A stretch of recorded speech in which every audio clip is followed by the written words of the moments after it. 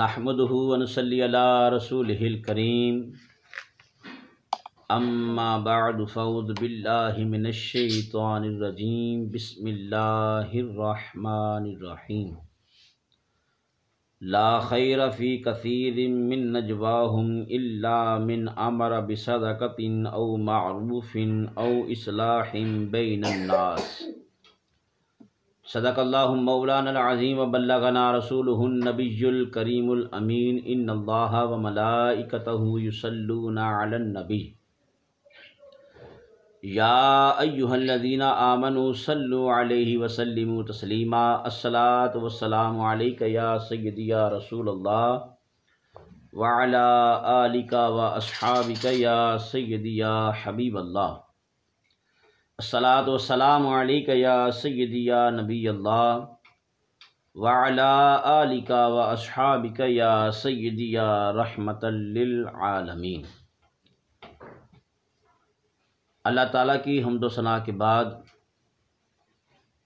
آقائے نامدار مدینے کے تاجدار احمد مختار شب اسرا کے دولہا مالک ہرد و سرا احمد مجتبیٰ جناب محمد مصطفیٰ صلی اللہ تعالی علیہ وآلہ وسلم کی بارگاہ عالیہ میں ہدیہ نذرانہ درود و سلام پیش کرنے کے بعد نہایت ہی واجب الاحترام سامعین و ناظرین، آج کے سلسلہ نمبر 78 میں قرآن کریم کی جو آیہ کریمہ میں نے تلاوت کرنے کا شرف حاصل کیا ہے، اس کے بارے میں عرض کرنے سے پہلے گزارش یہ ہے، جن دوستوں نے ہمارا چینل ابھی تک سبسکرائب نہیں کیا وہ دوست ہمارا چینل سبسکرائب کریں اور آگے شیئر کریں تاکہ ہر مسلمان کو اس سے فائدہ پہنچ سکے، استفادہ حاصل کر سکے۔ اللہ رب العزت نے ارشاد فرمایا، بہت سی پوشیدہ باتوں میں بھلائی نہیں سوائے اس کے کہ صدقہ کا حکم دیا جائے یا نیکی کرنے اور لوگوں میں اصلاح کرنے کا امر ہو۔ اللہ تبارک و تعالیٰ نے قرآن کریم میں انسان کے لیے ہدایت نازل فرمائی۔ ہمارا جو کام ہے وہ قرآن کریم کو پڑھ سن کر اس پر عمل کرنا ہے۔ ہم اپنا قیمتی وقت بجائے اللہ عز و جل کی حمد و ثنا کرنے کے بے معنی باتیں جو فضول، جن کو فضول باتیں کہا جاتا ہے، اس میں ضائع کرتے ہیں، جو ہمارے لیے باعث گناہ ہے۔ ہمیں تو اصلاح و خیر کی باتیں کرنی چاہیے اور بیہودہ اور ضر والی باتیں نہیں کرنا چاہیے۔ ان باتوں سے بچنا چاہیے، بچنے کی کوشش کرنی چاہیے۔ نبی کریم صلی اللہ تعالی علیہ وآلہ وسلم نے ارشاد فرمایا، مشکوٰۃ شریف میں حدیث مبارکہ درج ہے، آقا علیہ الصلوۃ والسلام نے فرمایا، من حسن اسلام المرء ترکہ ما لا یعنی۔ آقا کریم صلی اللہ تعالی علیہ وآلہ وسلم ارشاد فرماتے ہیں، بے معنی باتوں کا ترک کرنا حسن اسلام میں شامل ہے، یعنی جن باتوں کا کوئی بھی معنی نہ ہو، فضول بات ہو، جس کی وجہ سے گناہ سرزد ہونے کا اندیشہ ہو، ایسی باتیں نہیں کرنا چاہیے۔ فرمایا ایسی باتوں کو ترک کرنا حسن اسلام میں شامل ہے، یعنی یہ اسلام کا حسن ہے اور خاموشی میں نجات ہے۔ ترمذی شریف میں حضرت عبداللہ بن عمر رضی اللہ تعالی عنہما سے روایت ہے کہ حضرت محمد مصطفیٰ صلی اللہ تعالی علیہ وآلہ وسلم نے ارشاد فرمایا، جس نے خاموشی اختیار کی اس نے نجات پائی۔ حضرت عمر بن حسین رضی اللہ تعالی عنہ سے روایت ہے کہ سرکار دو عالم صلی اللہ تعالی علیہ وآلہ وسلم نے ارشاد فرمایا، مرد کا خاموشی اختیار کرنا 60 سالہ عبادت سے جو کثرت کلام کے ساتھ ہو اس عبادت سے اس کی خاموشی بہتر ہے۔ حضرت عقبہ بن عامر رضی اللہ تعالیٰ عنہ سے بھی روایت ہے، آپ فرماتے ہیں کہ میں نے رسول اللہ صلی اللہ علیہ وآلہ وسلم سے عرض کیا نجات کس بات میں ہے؟ تو حضور علیہ الصلوۃ والسلام نے ارشاد فرمایا کہ اپنی زبان کی حفاظت کر، اس میں نجات ہے۔ سبحان اللہ۔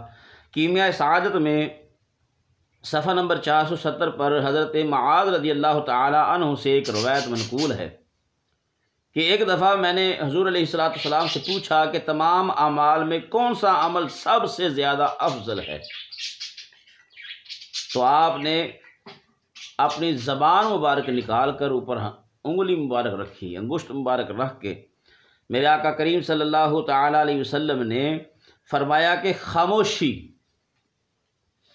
سب عملوں سے اچھا عمل جو ہے وہ خاموشی ہے۔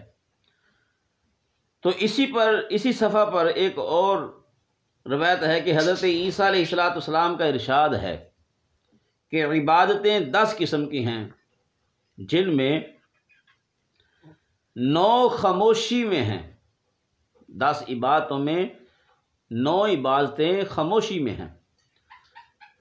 دانائی تو یہی ہے کہ انسان خاموشی اختیار کر لے، کیونکہ خاموش رہنے والا کبھی پشیمان نہیں ہوتا،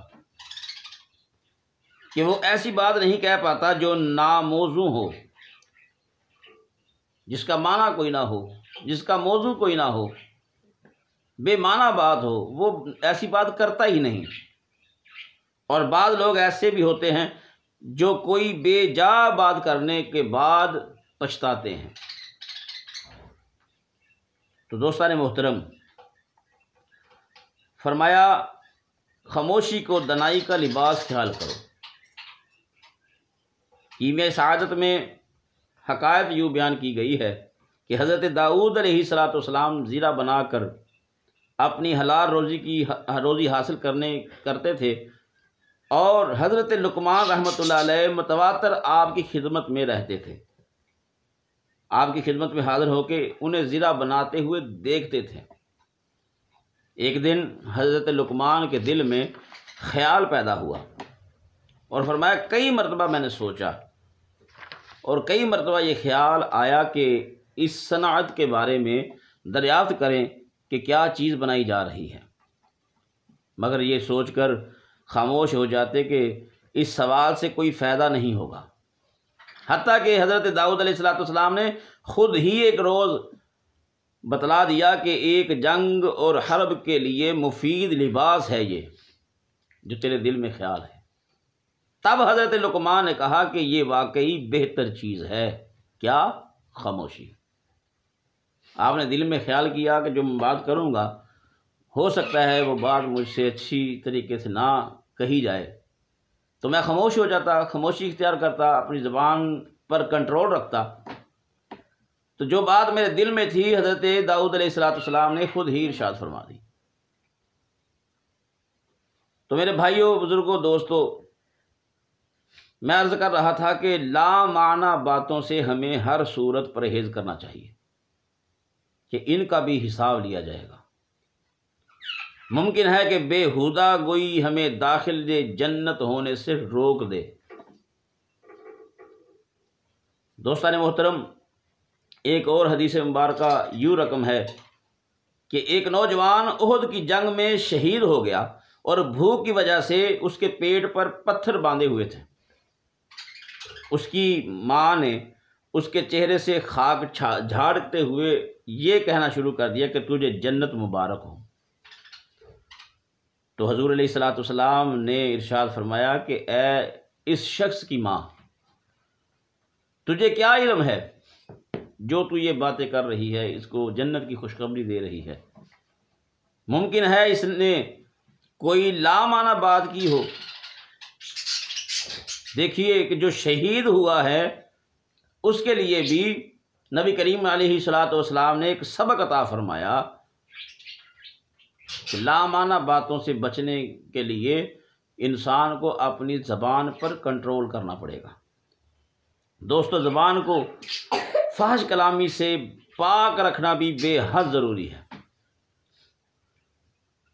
کہ دہن کو گندا یہ کرتی ہے، دہن کے گندا ہونے کا یہ سبب ہے، اور فحش کلامی کرنے والے کا حشر دوزخیوں کے ساتھ ہوگا۔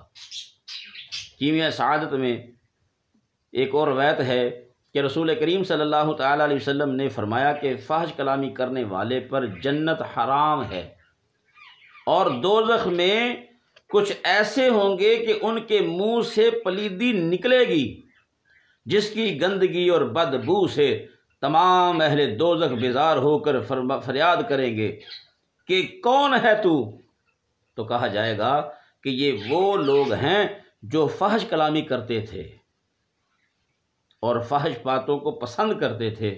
ایک اور روایت میں ہے کہ حضرت ابراہیم بن میسرہ رحمۃ اللہ تعالی علیہ فرماتے ہیں کہ جو شخص دنیا میں فحش کلامی کرے گا قیامت کے دن وہ کتے کی شکل میں ہوگا۔ معاذ اللہ ثم معاذ اللہ، نعوذ باللہ من ذالک۔ اللہ تعالیٰ اس سزائے عظیم سے سب کو محفوظ فرمائے۔ تو فرمایا یہ زبان ہی انسان کے لیے انسان کی انسانیت کا ایک نمونہ ہے۔ اور تیسری چیز جس سے زبان کو روکنا ضروری ہے وہ یہ ہے کہ مسلمان اپنی زبان سے کسی چیز پر خواہ وہ جاندار ہو یا بے جان یا انسان، اس پر لعنت نہ کرے۔ حضرت ابن عمر رضی اللہ تعالی عنہ سے روایت ہے کہ رسول اللہ صلی اللہ علیہ وسلم کا ارشاد گرامی ہے کہ ملعون سے دور رہنے کا امر ہے کہ کیمیہ سعادت میں صفحہ نمبر 375 پر ایک واقعہ یوں درج ہے کہ حضور نبی کریم صلی اللہ علیہ وسلم کی معیت میں سفر کے دوران ایک عورت نے ایک اونٹ پر لعنت کی، چنانچہ حضور علیہ السلام نے اس اونٹ کو ننگا کر کے نکال دینے کا حکم ہوا تو میرے آقا کریم صلی اللہ علیہ وسلم نے ارشاد فرمایا یہ اونٹ ملعون ہو چکا ہے۔ عرصہ تک وہ اونٹ ادھر ادھر پھرتا رہا اور کوئی شخص اس کے قریب تک نہ گیا۔ دوستان محترم، فرمایا کسی زندہ چیز یا شخص پر لعنت کرنا جائز نہیں، البتہ جس کی موت کفر پر یقینی واقعہ ہو، جیسے فرعون، شداد، ابو جال، ابو لہب وغیرہ، اس پر لعنت کرنا جائز ہے۔ یا کافروں، فاسقوں اور جھوٹوں پر حکمی طور پر لعنت کی جا سکتی ہے۔ یاد رہے اگر وہ شے جس پر لعنت کی جائے لعنت کے وہ قابل نہیں تو فرمایا وہ لعنت لوٹ کر کہنے والے پر آئے گی، وہ لعنت اسی پر ہوگی۔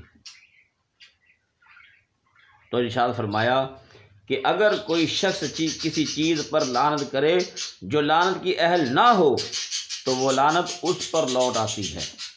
مسلمانوں، کسی پر لعنت کرنے سے زبان کو روکو، کیونکہ رسول کریم صلی اللہ تعالی علیہ وسلم نے لعنت کرنے سے سختی سے منع فرمایا ہے۔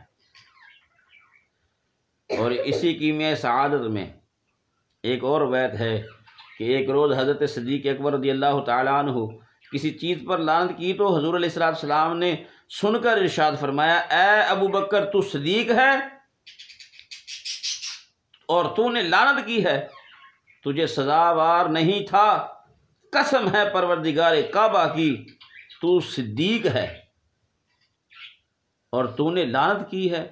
آقا علیہ السلام کے اس فرمان پر حضرت سیدنا ابو بکر صدیق رضی اللہ تعالیٰ عنہ نے اس حکم سے توبہ کی اور اس کے کفارہ میں ایک غلام آزاد کر دیا۔ اب آپ نے لعنت کی ہے تو میرے آقا فرماتے ہیں اگر تم نے لعنت کی ہے تو صدیق سچا ہے، یعنی آپ ان کو سچا بھی فرما رہے ہیں اور سبق بھی دے رہے ہیں۔ تو حضرت ابوبکر صدیق سمجھ گئے کہ مجھے یہ نہیں کرنا چاہیے تھا، پھر آپ نے اس کے کفارے میں ایک غلام آزاد کیا اور فرمایا چوتھی چیز جس سے زبان کو بچانا ضروری ہے وہ غیبت ہے، جس کا ذکر ہم پہلے کر چکے ہیں، پچھلے وعظ میں ہم عرض کر چکے ہیں۔ فرمایا استہزاء کی ممانعت، پانچویں چیز جس سے زبان کو پاک رکھنا چاہیے وہ یہ ہے کہ کسی بھائی کی آواز کی نقل نہ اتاری جائے، اور نہ ہی اس کے ساتھ ٹھٹھا کیا جائے کہ ارشاد باری تعالیٰ ہے، اللہ تبارک و تعالیٰ نے فرمایا کوئی قوم کسی قوم کی ہنسی نہ اڑائے، ممکن ہے کہ وہ ان سے بہتر ہوں۔ جو دوسروں کے ساتھ ٹھٹھا مذاق کرتے ہیں بے شک قیامت کے دن ان کے ساتھ ایسا ہی سلوک کیا جائے گا، کیونکہ یہ دل آزاری اور مایوسی پیدا کرنے کا عمل ہے۔ دوستان محترم، ایک اور روایت ہے ایسے لوگوں کے بارے میں، ارشاد نبوی صلی اللہ علیہ وآلہ وسلم درج ہے، فرمایا جو لوگ دوسروں کے ساتھ ٹھٹھا کرتے ہیں اور ان کی ہنسی اڑاتے ہیں، اور ان کے لیے قیامت کے دن بہشت کا دروازہ کھولا جائے گا اور ان کو داخل ہونے کا حکم دیا جائے گا، لیکن وہ داخل نہ ہو سکیں گے۔ پھر دوسرا دروازہ کھولا جائے گا، وہ دوسرے دروازے کے داخل ہونے لگیں گے تو پھر دروازہ بند ہو جائے گا، حتیٰ کہ کئی دروازے ایسے ہی بند کیے جائیں گے، تو پھر وہ سمجھ جائیں گے کہ ان کے ساتھ ٹھٹھا کیا جا رہا ہے جو ہم کیا کرتے تھے۔ اللہ اکبر کبیرہ۔ یہ ان کے استہزاء کی سزا ہوگی جو وہ دنیا میں لوگوں کے ساتھ کرتے رہے تھے۔ دوستان محترم، حضور صلی اللہ علیہ وسلم کا ارشاد ہے کہ کسی کی مذاق اڑانا، کسی کا مذاق اڑایا جائے، یہ گناہ کبیرہ ہے۔ میرے آقا کریم صلی اللہ تعالی وسلم نے فرمایا مزاح کیا کرو۔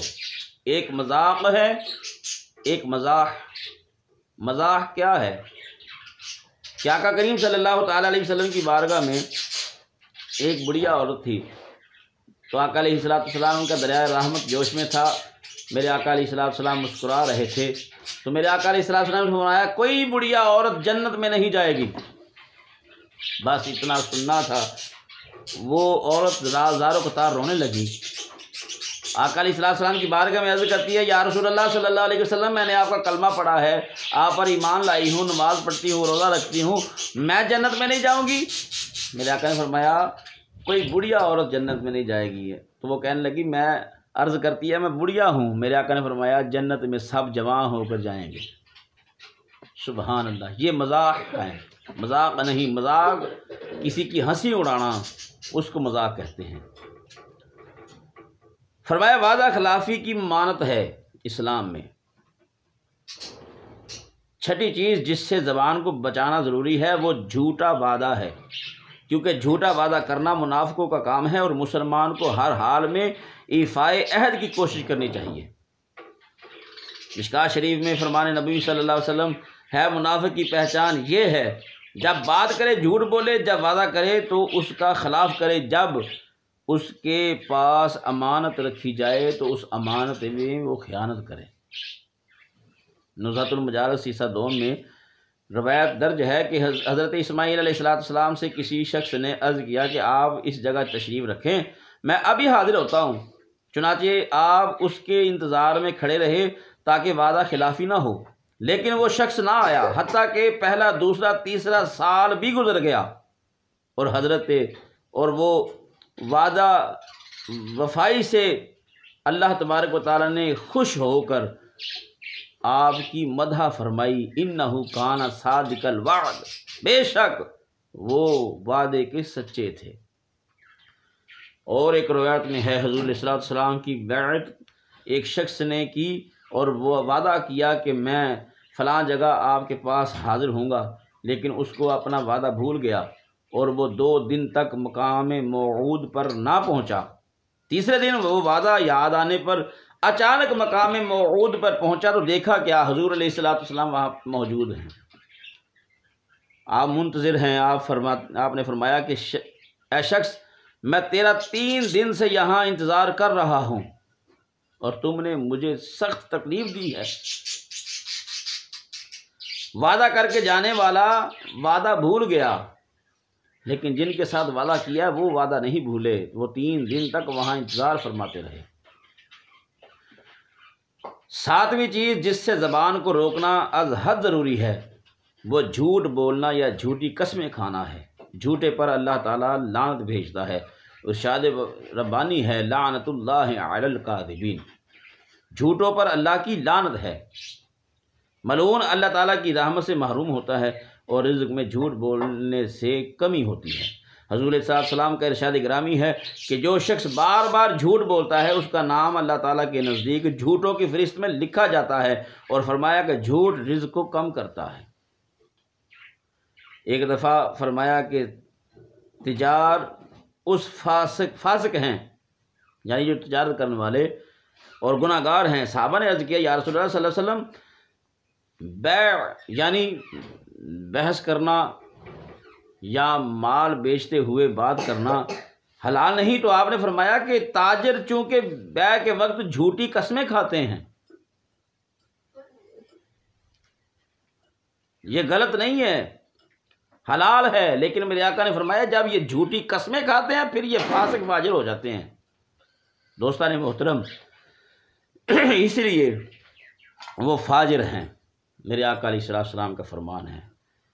ترمذی کی روایت ہے تاجروں کے متعلق، اور درج ہے کہ رسول اللہ صلی اللہ علیہ وسلم کا ارشاد ہے کہ سچ بولنے والا تاجر قیامت کے دن نبیوں، صدیقوں، شہیدوں اور صالحین کے ساتھ ہوگا۔ سبحان اللہ۔ اس لیے فرمایا مومن جھوٹ نہیں بولتا۔ کیمیا سعادت میں روایت منقول ہے کہ حضرت عبداللہ جراد رضی اللہ تعالیٰ عنہ نے نبی کریم صلی اللہ علیہ وسلم سے پوچھا کیا مومن بھی زنا کرتا ہے؟ فرمایا کہ شاید کر بیٹھے، آنکھوں کا زنا دیکھنا ہے۔ پھر عرض کیا کہ کیا مومن جھوٹ بولتا ہے؟ تو فرمایا نہیں، مومن جھوٹ نہیں بولتا، کیونکہ اللہ فرماتا ہے جھوٹ بولنا انہی لوگوں کا شیوا ہے جو مومن نہیں۔ سبحان اللہ۔ ایک اور روایت حضرت عبداللہ بن عمر رضی اللہ تعالیٰ عنہ سے یوں بیان کی گئی کہ ایک چھوٹا سا لڑکا کھیلنے کے لیے جا رہا تھا۔ میں نے کہا آؤ میں تمہیں کوئی چیز دوں۔ حضور نبی کریم صلی اللہ علیہ وسلم تشریف فرما تھے، پوچھنے لگے کیا دو گے؟ میں نے عرض کیا کہ جی کھجور دوں گا۔ تو میرے آقا نے فرمایا اگر تم کھجور نہ دیتے تو تمہارے نامہ اعمال میں جھوٹ لکھ دیا جاتا۔ اللہ تعالیٰ کے برگزیدہ بندے جھوٹ کو اس قدر ناپسند فرماتے ہیں کہ کسی جانور کے پکڑنے کے لیے بھی دھوکہ دہی کو بری بات خیال کرتے ہیں۔ حضرت امام بخاری رحمۃ اللہ تعالیٰ علیہ کی حکایت ایک موجود ہے کہ آپ امام بخاری رحمۃ اللہ علیہ طالب علمی کے زمانے میں ایک محدث کے پاس حدیث کا درس حاصل کرنے کے لیے گئے۔ اتفاق سے اس محدث کی گھوڑی بھاگ گئی تو وہ گھوڑی کو پکڑنے کے لیے کوشش کرتے رہے اور چادر کی اس طرح جھولی بنائی جیسے اس میں کوئی چارہ ہو۔ گھوڑی چارہ سمجھ کر واپس آ گئی۔ وہ جو محدث تھے انہوں نے ایسے جھولی بنا کر اس جانور کے آگے کی جیسے اس میں کوئی چارہ ہو۔ وہ چارہ سمجھ کر جب واپس آ گئی اور پکڑ لی گئی، امام صاحب نے اس محدث سے پوچھا کہ کیا آپ کی جھولی میں کوئی چارہ وغیرہ تھا؟ تو اس نے جواب دیا کہ نہیں، یہ تو محض گھوڑی کو پکڑنے کا بہانہ تھا۔ اس پر امام بخاری رحمۃ اللہ تعالی علیہ نے کیا خوب عرض کیا، کہا کہ میں رسول اکرم صلی اللہ تعالی علیہ وآلہ وسلم کی حدیث مبارکہ کا درس کسی ایسے شخص سے نہیں لینا چاہتا جو جانوروں سے جھوٹ بولتا ہو۔ اللہ اکبر کبیرہ۔ دوستان محترم، ایک اور حکایت لکھی ہے حضرت شبلی رحمۃ اللہ علیہ کہ اکابر اولیاء میں سے تھے، ایک استاد سے علم نحو کا درس حاصل کرنے کے لیے گئے۔ استاد صاحب نے کہا پڑھو، زید نے عمر کو مارا۔ یہ استاد پڑھا رہے ہیں، امام شبلی فرماتے ہیں کہ استاد نے کہا پڑھو، زید نے عمر کو مارا۔ تو حضرت شبلی رحمۃ اللہ علیہ نے فرمایا کہ کیا واقعی زید نے عمر کو مارا؟ اس استاد نے کہا کہ مارا تو نہیں، یہ تو ایک مثال ہے۔ اس پر آپ نے فرمایا کہ میں ایسے علم کو نہیں پڑھتا جس کا آغاز جھوٹ سے ہوتا ہے۔ یہ جھوٹ ہے۔ سبحان اللہ، کیا بات ہے بزرگان دین کی کہ وہ کیسی کیسی باتوں پر خیال رکھتے تھے۔ کہا میں ایسا علم نہیں پڑھتا جس کی ابتدا پر ہی جھوٹ بولا جا رہا ہے، جس کا آغاز ہی جھوٹ سے ہوتا ہے۔ نبی اکرم نور مجسم رحمۃ اللہ علیہ صلی اللہ تعالیٰ علیہ وسلم نے ارشاد فرمایا، صداقت نجات دلاتی ہے اور جھوٹ ہلاک کی طرف لے جاتا ہے۔ واقعی جھوٹ تمام برائیوں کی جڑ ہے، اور جوں جوں انسان جھوٹ بولتا ہے برائیوں پر دلیر ہوتا جاتا ہے، اور اسے ایک جھوٹ کو چھپانے کے لیے کئی جھوٹ بولنے پڑتے ہیں۔ اسی لیے تو کہتے ہیں کہ ایک جھوٹ 100 جھوٹ بلاتا ہے، یعنی ایک جھوٹ بولا تو اس کے لیے 100 جھوٹ بولنے پڑتے ہیں۔ اللہ تعالیٰ جھوٹ کی برائیوں سے محفوظ رکھے کہ یہ واقعی ہلاکت کے گڑھے میں ڈالتا ہے اور انسان گناہوں پر دلیر ہو جاتا ہے۔ لیکن اگر سچ بولا جائے تو گناہ کے کام کس قدر انجام پا سکتے ہیں۔ ذرا غور کیجئے کہ سچ بولنے والے کو اپنے گناہوں کا اقرار کرنا پڑے گا اور اسے اپنے ان گناہوں کی سزا بھی بھگتنی پڑے گی، اور اگر وہ سزا سے بچنا چاہے تو اسے جھوٹ بولنا پڑے گا۔ اللہ اکبر کبیرہ۔ ایک شخص حضور علیہ السلام کی بارگاہ میں حاضر ہوا اور عرض کیا، یا رسول اللہ صلی اللہ علیہ وسلم، میں مسلمان ہونا چاہتا ہوں اور مجھ میں بہت سی برائیاں ہیں، ان برائیوں کو ایک دم نہیں میں چھوڑ سکتا۔ وہ کہنے لگا، میں چوری کرتا ہوں، زنا کرتا ہوں، شراب پیتا ہوں اور جھوٹ بولتا ہوں، میں ایک دم یہ ساری برائیاں چھوڑ نہیں سکتا۔ تو میرے آقا کریم صلی اللہ تعالیٰ علیہ وسلم نے بڑی حکمت کے ساتھ بات فرمائی۔ میرے آقا نے فرمایا، اچھا ایسے کر، تو جھوٹ بولنا چھوڑ دے، باقی برائیاں جیسے جیسے تیرا دل کرے گا چھوڑ دینا، کیونکہ اس نے کہا تھا کہ یہ ایک دم نہیں چھوڑ سکتا۔ اس نے کہا، یہ تو بڑی معمولی سی بات ہے۔ عرض کیا، ہاں وعدہ کرتا ہوں کہ جھوٹ نہیں بولوں گا، اور چلا گیا۔ اب اس نے اپنی عادت کے مطابق جب زنا کا ارادہ کیا تو سوچا کہ دربار حبیب خدا میں جب حاضر ہوں گا تو زنا کے متعلق سوال ہوگا، اگر سچ بولا تو حد شرعی جاری ہو جائے گی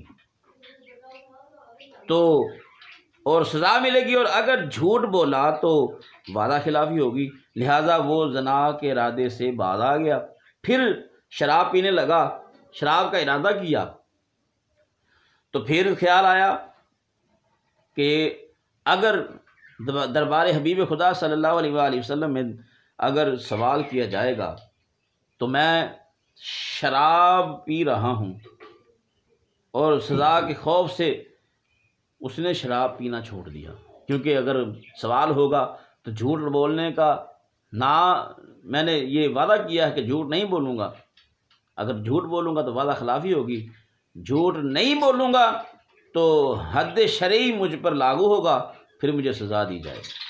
اب یہ چوری کرنے لگا تو پھر چوری کا ارادہ کیا تو پھر وہی بات ذہن میں آ گئی، دربار حبیب خدا صلی اللہ تعالیٰ علیہ وآلہ وسلم میں اگر چوری کے بارے میں سوال کیا گیا تو پھر مجھے جھوٹ بولنا پڑے گا، اور اگر میں جھوٹ بولا تو پھر وعدہ خلافی ہوگی، تو وعدہ خلافی میں اللہ کے رسول کے ساتھ نہیں کر سکتا۔ اس نے وعدہ خلافی نہ کی اور اس نے چوری بھی چھوڑ دی، کو چوری بھی نہ کر سکا۔ اسی طرح جس گناہ کا خیال دل میں آتا، ساتھ ہی اس کے اقرار و سزا کا خیال بھی آ جاتا، اگر چوری کروں گا تو میرے ہاتھ کاٹ دیے جائیں گے، اور جھوٹ بولنے سے وعدہ خلافی ہوتی ہے، اس لیے وہ ان تمام برائیوں کو ترک کرنے پر مجبور ہو گیا اور راہ نجات اختیار کر گیا۔ سبحان اللہ۔ دوستو، نبی کریم صلی اللہ علیہ وآلہ وسلم کی بارگاہ میں اس نے کہا، میں اتنے برے کام کرتا ہوں، میں سارے کام ایک دم نہیں چھوڑ سکتا۔ میرے آقا نے فرمایا، صرف جھوٹ بولنا چھوڑ دے، میرے ساتھ وعدہ کر تو جھوٹ نہیں بولے گا۔ اب اس جھوٹ کو چھوڑنا، جھوٹ سے توبہ کرنے پر اس کے سارے گناہ چھوٹ گئے۔ پیغمبر خدا حضرت سلیمان علیہ السلام کی بہت بیویاں تھیں، اور ایک رات آپ سب بیویوں کے پاس تشریف لے گئے کہ ہر عورت سے اولاد صالح پیدا ہو، لیکن قدرت خداوندی سے صرف ایک عورت سے ایک بچہ پیدا ہوا جس کا صرف ایک پاؤں، ایک ہاتھ اور ایک ہی آنکھ تھی۔ حضرت سلیمان علیہ السلام یہ دیکھ کر رنجیدہ ہوئے اور اپنے وزیر آصف بن برخیہ رحمۃ اللہ علیہ سے مشورہ کیا۔ وزیر نے مشورہ دیا کہ آپ اور بچے کی والدہ ایک مقام پر اکٹھے ہو کر کوئی سچی بات بیان کریں اور اس سچ کی برکت سے بچے کی صحت کے لیے بحضور پروردگار عالم دعا فرمائیں۔ انشاءاللہ بچہ اللہ کے حکم سے صحت مند ہو جائے گا۔ چنانچہ ایسا ہی کیا گیا۔ پہلے حضرت سلیمان علیہ السلام نے فرمایا کہ اگرچہ میں مشرق و مغرب میں بادشاہی رکھتا ہوں اور اللہ کے حکم سے میرے پاس کسی چیز کی کمی نہیں، مگر اس کے باوجود میں ہدیہ کو پسند کرتا ہوں۔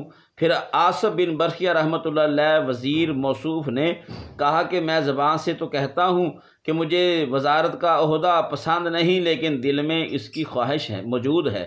پھر بچے کی والدہ یوں گویا ہوئیں کہ اے سلیمان، اگرچہ آپ مشرق و مغرب کے بادشاہ ہیں اور آپ کے پاس اللہ تعالیٰ کا عطا کیا ہوا سب کچھ ہے، ہر نعمت موجود ہے، لیکن سفید داڑھی والے ہو اگر بالکل فقیر ہوتے اور داڑھی سیاہ ہوتی تو اس بادشاہی سے مجھے وہ فقیری زیادہ مرغوب تھی۔ اس کے بعد ان نبیوں نے اپنے سچ کی برکت سے پروردگار کے حضور دعا مانگی تو اللہ تعالیٰ نے دعا قبول فرما لی اور بچے کے تمام اعضاء اللہ عز و جل کے حکم سے درست ہو گئے۔ جو دل میں بات تھی سچ کہہ دی تو اللہ تبارک و تعالیٰ نے کرم فرما دیا۔ تو میرے دوستو، اللہ تعالیٰ نے دیکھیے سچ میں کس قدر برکت رکھی ہے، تو کیوں نہ ہم سچ کو اپنا شعار بنا لیں اور جھوٹ و بہتان سے اپنے آپ کو دور رکھیں۔ دوستان محترم، فرمایا چغل خوری سے زبان کو بچانا از حد ضروری ہے۔ وہ بدترین عادت چغل خوری کی ہے کہ اللہ تعالیٰ نے اس عادت بد کو ناپسند فرماتے ہوئے کلام پاک میں سورہ ویل میں ارشاد فرمایا ویل لکل ہمزہ، کہ تمام چغل خوروں کے لیے خرابی ہے۔ دوستان محترم، اس لیے زبان کی حفاظت بہت ضروری ہے۔ ہمیں چاہیے کہ ہم اپنی زبان پر کنٹرول رکھیں اور جھوٹ کو دور کر کے سچ کا سہارا لینا شروع کریں۔ جب ہم سچ بولنا شروع کریں گے انشاءاللہ العزیز اللہ رب العزت کے فضل و کرم سے ہمارے سارے بگڑے ہوئے کام سنور جائیں گے۔ اللہ رب العزت مجھے اور آپ کو عمل کرنے کی توفیق عطا فرمائے۔ آمین۔ وآخر دعوایا ان الحمد للہ رب العالمین۔